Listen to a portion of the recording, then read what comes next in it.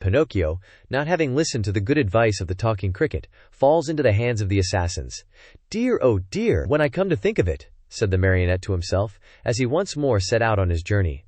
"We boys are really very unlucky. Everybody scolds us, everybody gives us advice, everybody warns us.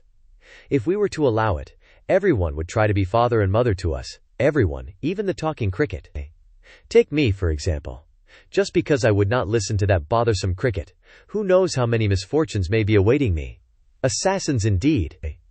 At least I have never believed in them, nor ever will. To speak sensibly, I think assassins have been invented by fathers and mothers to frighten children who want to run away at night. And then, even if I were to meet them on the road, what matter? I'll just run up to them and say, 'Well, signori, what do you want?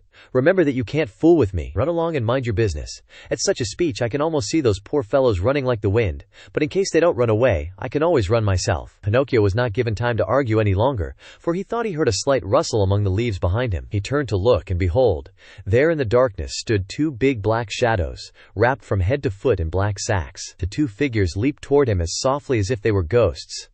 "Here they come," Pinocchio said to himself, and, not knowing where to hide the gold pieces, he stuck all four of them under his tongue.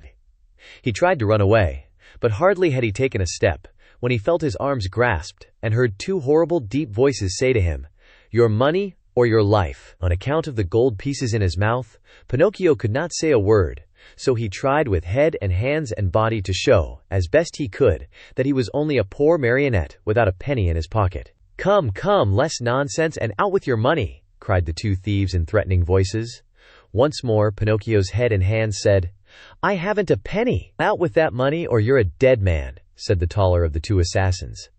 "Dead man," repeated the other, "and after having killed you we will kill your father also." "Your father also?" "No, no, no, not my father," cried Pinocchio, wild with terror, but as he screamed, the gold pieces tinkled together in his mouth. "Ah, you rascal, so that's the game. You have the money hidden under your tongue. Out with it." But Pinocchio was as stubborn as ever. "Are you deaf? Wait, young man, we'll get it from you in a twinkling." One of them grabbed the marionette by the nose, and the other by the chin, and they pulled him unmercifully from side to side in order to make him open his mouth. All was of no use. The marionette's lips might have been nailed together. They would not open.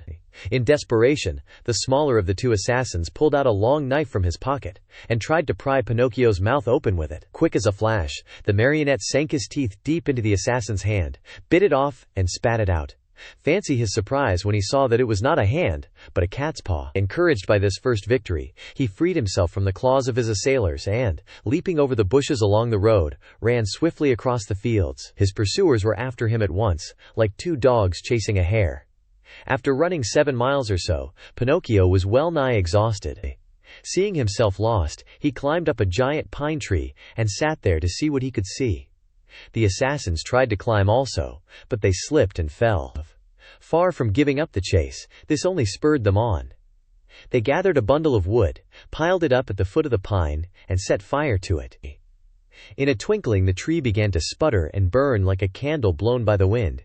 Pinocchio saw the flames climb higher and higher. Not wishing to end his days as a roasted marionette, he jumped quickly to the ground and off he went, the assassins close to him, as before. Dawn was breaking when, without any warning whatsoever, Pinocchio found his path barred by a deep pool full of water, the color of muddy coffee. What was there to do? With a 1, 2, 3, he jumped clear across it. The assassins jumped also, but not having measured their distance well, splash! They fell right into the middle of the pool. Pinocchio, who heard the splash and felt it too, cried out, laughing but never stopping in his race, "A pleasant bath to you, signori!" He thought they must surely be drowned, and turned his head to see. But there were the two somber figures still following him, though their black sacks were drenched and dripping with water.